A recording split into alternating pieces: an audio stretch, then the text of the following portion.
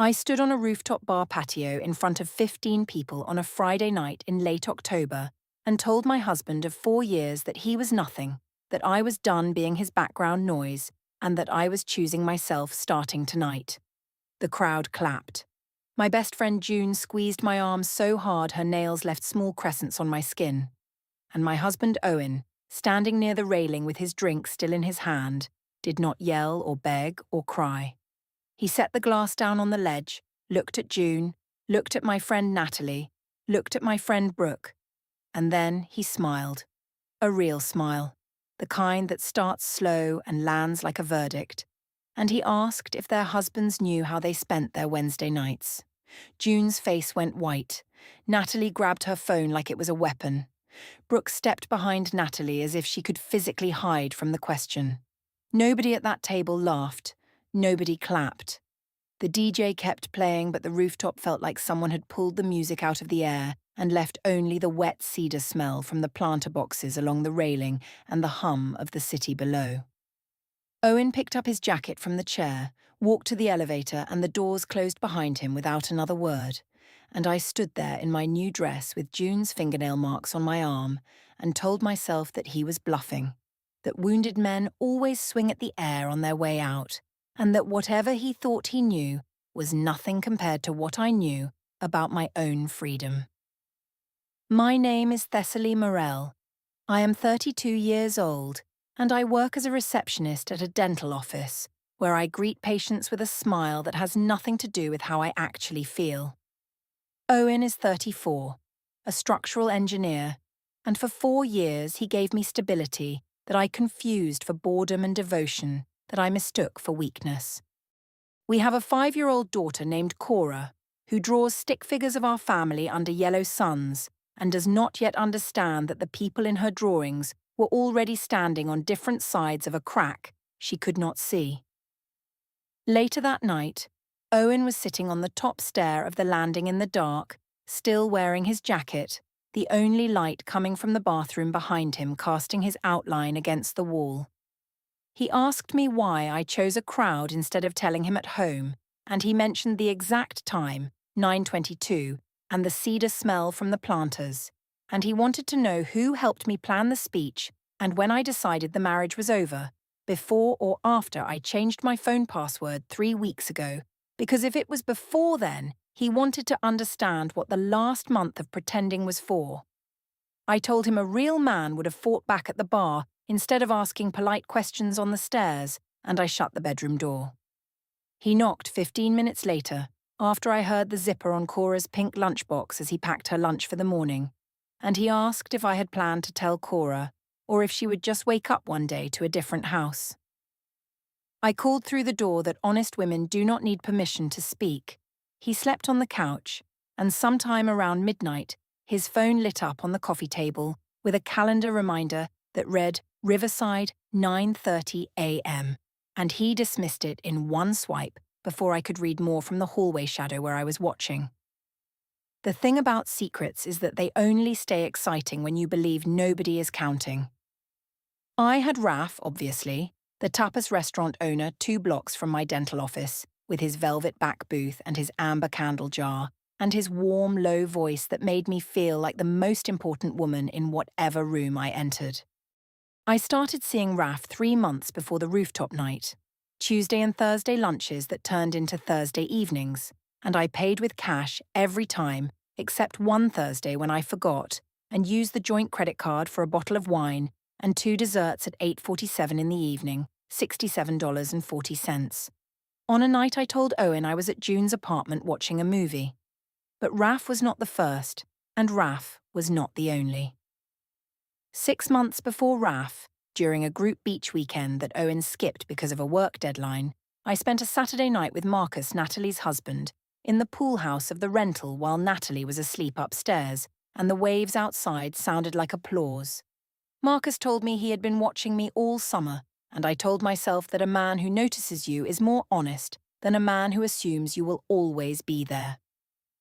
It happened twice more after that weekend, once at a hotel near Marcus's gym, and once in the back seat of his car in a parking garage, while Natalie thought he was at a dentist appointment, which was ironic because I work at a dental office, and the lie looped through my world like a joke nobody else could hear.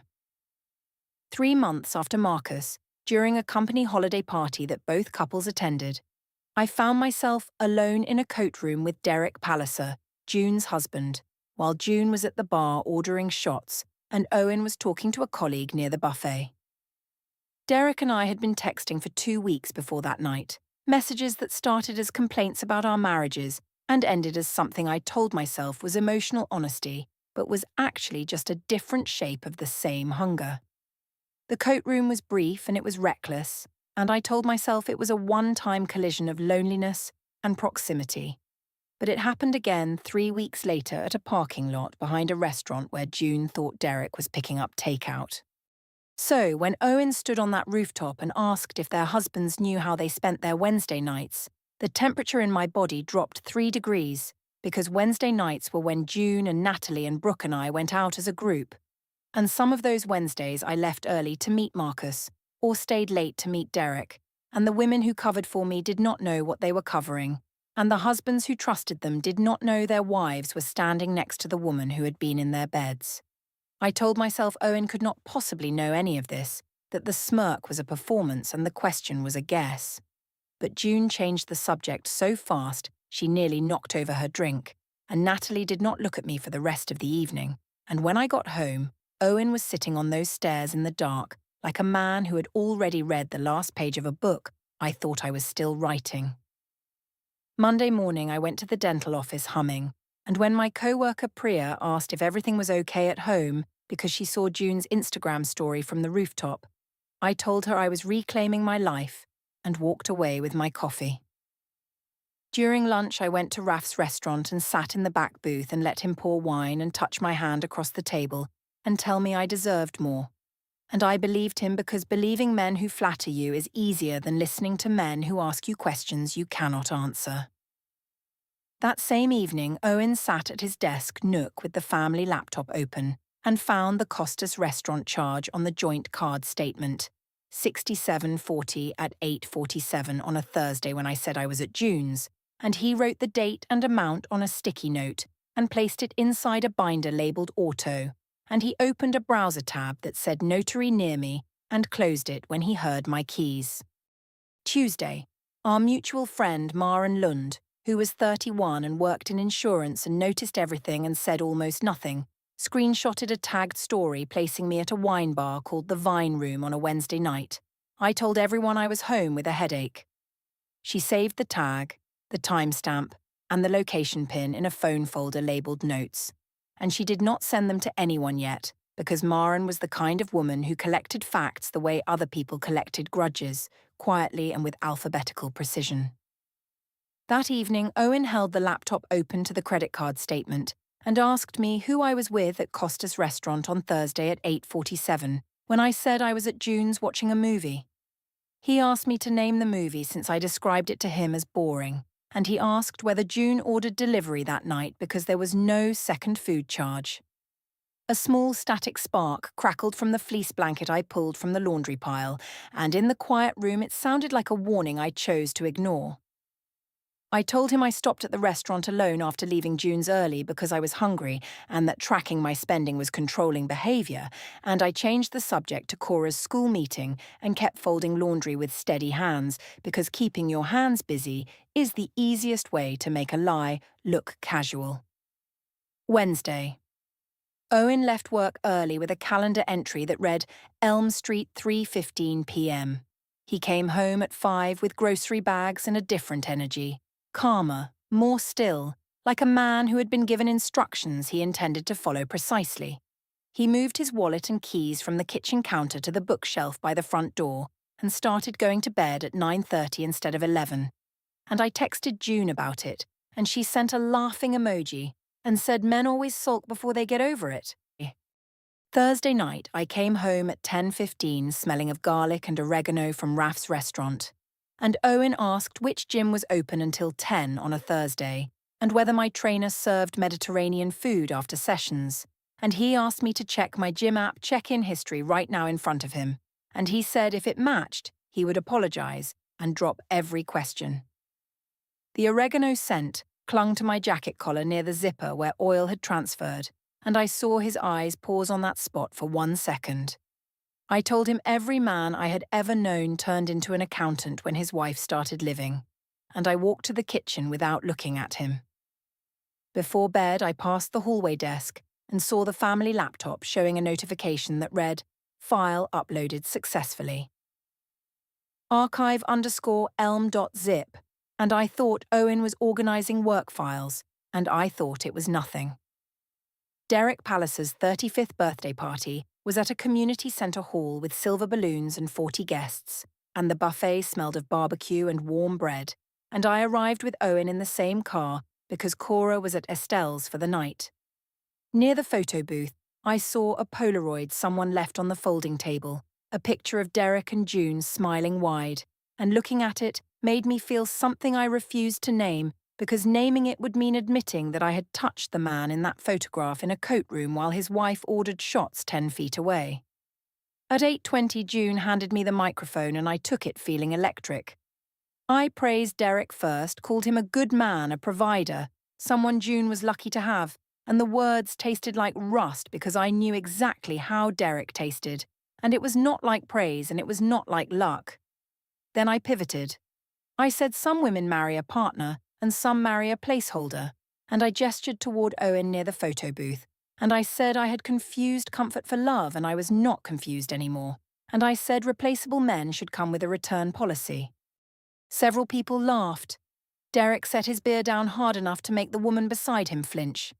Owen bit the inside of his cheek, and Maren, near the buffet exit, pulled out her phone and recorded a 15-second clip of my final line and Owen's face, with the steadiness of a woman who understood that evidence is just truth with a timestamp. Owen did not yell. He walked to the bar, ordered a water, and stood against the wall near the DJ booth for the rest of the night, while I danced with June and told myself his stillness meant he had nothing worth defending. But at 9:45 he shook Derek's hand and said, "Happy birthday." And when Derek took his hand, I watched something pass between them. A look, brief and loaded. And I understood later that Owen already knew about the coat room, and Derek knew that Owen knew, and the handshake was not friendship but a countdown. In the parking garage, on level B2, the fluorescent tubes buzzed with a dying whine above our car, and Owen leaned against the driver's door and asked me why I needed 40 people to hear that I thought he was replaceable, and he asked me to name one person in that room who looked comfortable when I said it, because Derek's bottle almost broke the table and Maren stopped eating, and the man at table 6 coughed into his fist so hard his wife rubbed his back. I told him everyone laughed, June thought it was brilliant, and the only person with a problem was him. During the drive home, the dashboard clock read 10:18 and streetlights slid across the windshield, and Owen asked me to imagine Cora, at 12 years old, sitting in that room hearing her mother call her father replaceable, and he asked what I would want Cora to believe about marriage after that. I turned the radio up loud and said the conversation was done, and I refused to apologize for being funny, and the rhythmic thump of the car passing over expansion joints on the overpass filled the space between us like a pulse that neither of us could stop. Sunday morning, Owen left at 8:15 with a calendar reminder reading Market Plaza 10 a.m. and returned at noon with groceries that took 4 hours to buy. That afternoon, he moved his clothes from our shared closet into the hall closet near the guest room and started writing in a small leather notebook I had never seen before, checking mortgage payments and car insurance figures, with the focus of a man building something I could not see. I texted Raf a photo of the notebook with the caption Exhibit A in the Drama King trial. Raf sent a laughing face. I did not know that Owen had already met Maren for coffee that morning and shown her the credit card timeline, and that Maren had nodded and saved the photos without a word, and I did not know that Owen had also spoken to Derek the night before, and that Derek, crushed by guilt and afraid of what Owen might reveal, had told Owen everything about the coat room and the parking lot and the texts, and that Owen had listened without interrupting and thanked him, and hung up the phone and sat in the dark kitchen for 20 minutes before going to bed. On Wednesday evening, I sat on my mother Lorraine's velvet love seat with herbal tea in a mismatched cup and told her Owen was cold and obsessive and that the rooftop was freedom. Lorraine stirred her tea and said quiet men who keep notebooks are the most dangerous, and that I did the right thing, and Owen would either learn or leave. I agreed with her because agreeing with Lorraine was the path of least resistance, and because looking at my mother's empty house and thin curtains and permanent talk show television, and admitting that her advice might be survival bias rather than wisdom, was a door I was not ready to open. The following Sunday, Owen brought Cora to Estelle's backyard for a small family lunch under the oak tree, and I was not there because I told Owen I had plans with June, which was half true because June and I texted for 10 minutes before I drove to Raf's apartment. During lunch, Cora said something that stopped the table. She said Mommy told everyone that Daddy was like old furniture you throw away when you get a new house. Estelle set down her fork, and the metal touched the ceramic plate with a ring that hung in the air like a bell nobody wanted to hear. Owen put his hand on Cora's head and told her Mommy was telling a joke, and Cora said it did not sound like a joke because the people were not smiling the nice way. Then Cora said something else. She said she told her friend Maya at school what Mommy said, and Maya asked if Daddy was going away, and Cora wanted to know if Daddy was going away. Owen's hand stayed on Cora's head for too long, and his eyes went wet for 1 second before he blinked, and the moisture was gone, but Gavin saw it, and Estelle saw it, and Estelle walked into the kitchen and gripped the sink counter with both hands and stared through the window at the swing set where her granddaughter played without knowing she had just broken every adult at the table with a sentence that no 5-year-old should have to carry. Estelle came back and asked Owen directly if I was seeing someone else. Owen said he did not have complete proof yet, but he had proof that I lied about where I went and what I spent and who I was with. He said he also had reason to believe it was not one person. Estelle's hand trembled once on the table before she pressed it flat and told Owen her door was open for him and Cora, with no questions. 2 days later, Tuesday afternoon, Owen walked along the riverside path near Cora's school, and a woman named Paloma Costas approached him, petite and dark-haired, wearing a restaurant apron folded over her arm. She held out a printed security camera photograph from the tapas restaurant back booth, time-stamped at 8:52 on a Thursday evening, showing me and Raf sitting close, his hand on my wrist, a half-empty wine bottle between us. Paloma said she found it reviewing the monthly security backup and that Raf denied everything until she showed him the print, and she said she thought Owen deserved to know before anyone else twisted the story. Owen took the photograph and the wind off the water smelled like mud and rust from a nearby drainage grate, and his hand shook once, just once, a single tremor before he folded the photo and put it in his jacket pocket next to the leather notebook. That tremor was the only time in this entire story that Owen's body betrayed what his voice refused to show. That evening, Owen asked me to sit down and said that for 3 weeks my stories did not match the statements or the locations or what other people told him, and he asked me one time clearly if I was seeing someone else. He asked me to explain the Costas charge on a Thursday when I claimed to be at June's, and he said I could not mention June because he confirmed with Derek that June was home that night watching a documentary about ocean currents.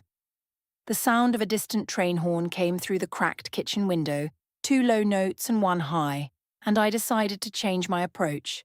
I softened my voice, reached for his hand, sat down at the table and told him I understood why he was worried and that the rooftop was wrong and that I went to the restaurant alone because I needed space to think, and I was sorry. I offered counselling starting next week. Owen listened. Then he asked why the receipt showed 2 desserts and a bottle of wine if I was alone. I said I was hungry. He asked why the booking log noted a party of 2, because Paloma had told him this detail during their conversation at the riverside. My softness disappeared.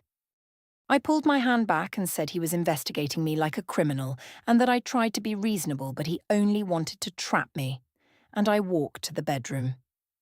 Behind me, Owen opened the leather notebook and wrote the date and the conversation and my exact phrasing and uploaded a photo of the page to his cloud archive. Thursday evening, I made pancakes for Cora's breakfast, and Owen entered the kitchen and looked at Cora's stick figure drawing on the fridge, 3 figures under a yellow sun. And he asked me whether the people I had been seeing, he said people and not person, and the plural landed like a stone in still water, whether those people knew that drawing existed, and whether they had children of their own who drew pictures like that. A drop of batter hit the burner and hissed. I told him he was obsessed with catching me and threatened to tell his mother how controlling he had become. Owen did not answer. He walked to the hallway closet, removed Paloma's photograph from his jacket, placed it inside the leather notebook behind towels on the shelf, and closed the closet door with a sound like a small bone snapping. I heard nothing because I was humming along to my phone speaker propped against the salt shaker, and Owen walked to the guest room where a single pillow and folded blanket already waited on the narrow bed. Wednesday at 7, Owen met Maren at a cafe with exposed ductwork and a reclaimed wood table, and she showed him 3 things: the screenshots of me tagged at the Vine Room on a headache night, the saved group messages where I called Owen a placeholder and boring furniture and someone I settled for, and the 15-second birthday toast video. Owen watched the video once and asked Maren to keep copies safe. But Maren had more. She told Owen that she had seen texts between me and Marcus on Natalie's phone 3 months earlier when Natalie left her phone on a restaurant table and a message from an unsaved number came through saying last Tuesday was amazing. And Maren recognized the writing style because I always started texts with so and ended with triple periods, and she screenshotted that too and saved it in her notes folder because Maren was the kind of woman who understood that patterns matter more than incidents. Owen listened to all of it with his hands flat on the table, and the morning air outside carried the metallic scent of rain. And when Maren finished, he asked one question. How many? Maren said she could confirm 2 besides Raf, but suspected a 3rd. Owen nodded once and stood up and walked to work in the rain without opening an umbrella. Since his 4th quiet appointment, a calendar entry reading Harbour Point 2 p.m., Owen had stopped engaging with me entirely. He answered practical questions about Cora's schedule and the water bill with short sentences, and his side of the house was organised with military precision, shoes aligned, coats on one hook, bag packed. He had changed his email password and added Estelle as Cora's school emergency contact, and when I found the confirmation email and confronted him about it, he said I had been unreachable during school hours 3 times that month at 11:15 and 1:30 and 2:45, and the dental office confirmed I had stepped out during those windows. He asked me to check my phone log for those dates. I told him I was not on trial and slammed the guest room door hard enough that the botanical watercolour print on the walls swung sideways on its loosened nail. Thursday his calendar showed Birch Lane 11:30 a.m, and when he came home that evening, his voice had the tone of a customer service representative, polite and clear and completely empty of personal investment. He asked what time I wanted him to pick up Cora on Friday and confirmed the weekend schedule and mentioned the car registration payment. I told myself he had finally given up, and the relief of not being questioned mixed with the irritation of not being fought for, and I did not understand that those were the same loss. Friday morning, Owen stood at the kitchen counter with the pink lunchbox and a signed field trip permission slip and told me he was not going to ask about the restaurant or the nights out anymore. He asked one question. Did I want to stay in this marriage, yes or no, without mentioning his flaws or June's opinion or what I deserved? The permission slip fluttered as the refrigerator motor kicked on. I picked up my purse and said, putting a marriage on a yes or no question was childish and I was late for work and we could talk later. And I left. Owen placed the lunchbox and the permission slip in Cora's backpack and made one phone call and said 2 sentences, that he had tried and that he was ready to move forward. That afternoon at 2:15 in the dental office break room, I recorded a 3-minute 12-second voice message and sent it to a group chat containing June, Maren, Natalie, Brooke, my cousin, and Lorraine. I said Owen had become unstable and controlling, that he interrogated me and changed Cora's school contacts without my knowledge, and that I was afraid he was building a case against me. I said anyone who believed his version was choosing a man's paranoia over a woman's honesty. I included Maren specifically because I wanted to force her to pick a side, believing group pressure would make her fall in line. I did not mention Raf or Marcus or Derek or any restaurant or any parking lot or any coat room.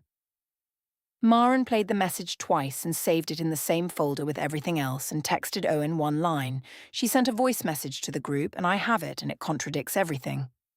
That evening, Owen sat on the driveway curb under a streetlight and told me he had tried to have this conversation privately several times, and I chose to make it public, and he would now handle things properly through the right process. I laughed and said there was no process because there was no problem. Owen texted Gavin saying the weekend would be at Estelle's and that he would bring the binder, and the streetlight flickered once and held steady. Saturday morning he loaded Cora's bag and the leather notebook and the binder labelled Auto into the car, and Cora asked if Mommy was coming, and Owen said Mommy had plans. I texted Raf saying I was free this weekend, and Raf did not reply. I did not know Paloma had changed the restaurant door code that morning and packed a suitcase. Monday at 2:50, I pulled into the kindergarten parking lot and joined the pickup line along the chain-link fence wrapped in construction paper butterflies, and the sky was grey and the air smelled like approaching rain. And I was mid-sentence with two other mothers discussing a class fundraiser when a woman in a navy blazer approached, holding a manila envelope, and confirmed my full legal name. Both mothers were close enough to read the return address when the envelope passed into my hands, and the woman said clearly that I had been served. One mother stepped back, the other looked at me and then looked away, and I watched the exact second her opinion of me changed shape behind her eyes. A small rearrangement of everything she thought she knew about the woman who smiled at pickup and brought cupcakes on birthdays. Inside my car at 3:07, I opened the envelope. A formal divorce petition requesting dissolution of the marriage, temporary financial orders freezing the joint credit card and separating accounts within 7 business days, a draft custody schedule with primary weekday residence for Cora at Estelle's house, temporary exclusive use of the family vehicle, and an exhibit list that read like an autopsy of every lie I had told for the past year. Joint credit card statements, the time-stamped security camera photograph from Costa's restaurant, saved text messages and group chat screenshots, the 15-second birthday video, the 3-minute 12-second voice message I sent to the group chat 5 days earlier, a signed witness statement from Maren Lund, and a separate appendix I had to read twice before the words settled into meaning, a statement from Derek Palliser confirming the dates and locations of our encounters, and a corroborating statement from Marcus's wife Natalie, who had found the texts on Marcus's phone 2 weeks earlier and contacted Owen's representative directly. Natalie knew. Derek had confessed. Maren had documented. And every piece of evidence in that envelope was something I had created or sent or performed in front of people I thought were my audience but who turned out to be witnesses. The school bell rang. Cora came out with her class. I had not moved from the parking space. Another parent walked Cora to my passenger door and buckled her in, and Cora asked why I was reading papers and not smiling, and I had to close the envelope and start the car and drive home with my daughter in the back seat, asking questions I could not answer, while the manila envelope sat on the seat between us like a wall that was always there but that I could only now see. June never answered my calls. When she finally texted 3 days later, she said Derek had told her everything, and she needed to step back from everything for a long time, and the word everything was doing more work than any single word should ever have to do. Natalie sent one message. She said she hoped I was proud of my freedom. Lorraine asked if it was true about the restaurant owner, and I said it was complicated, and she went quiet for the longest pause I had ever heard from my mother before saying she would not help me lie to a judge because she had lied to 2 judges herself, and it cost her everything. 2 friends left the group chat with only the notification and no goodbye. The joint credit card froze and my personal card had a $2,400 limit, and the balance did not change no matter how many times I refreshed the screen. I texted Raf, and he never replied. I drove past the tapas restaurant, and Paloma was at the host's stand, folding napkins with the precision of a woman who already made her decision. Marcus changed his number. Derek blocked me on every platform within an hour of June finding out.